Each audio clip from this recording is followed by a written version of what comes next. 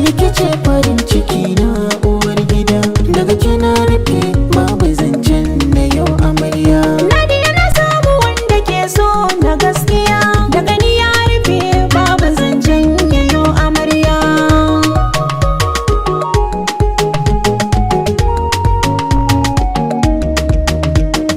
Nadia ke ce farin ciki na ambato, zuciya da hankali gare ki sun karkato, a cewa zai ba da zuciyar shi sai na fito, mai soyayyar da nake miki bata kwatanto.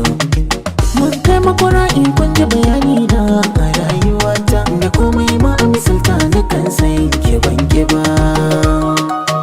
Nadia, Nadia, Nadia.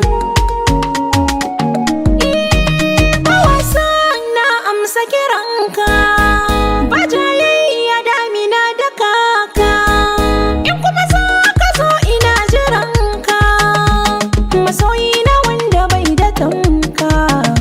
Kai za ka tare ni idan za a yi min doka garkuwa, haka za na tsaya komai za a yi min kanka ban ki ba. Ban ki ba.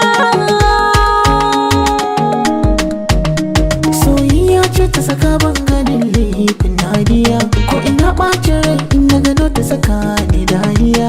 Ba na gajiya in yi mata da girman ɗawainiya, ba zan ko saboda ke a cikin tarayya. In dai har ina nan bakin jinyar zuciya, wa zai mai gurbi naki a gona shi ne ban gani ba. Nadia na samu wanda ke so na gaskiya, daga ni ya rufe babu zancen ya yau amarya.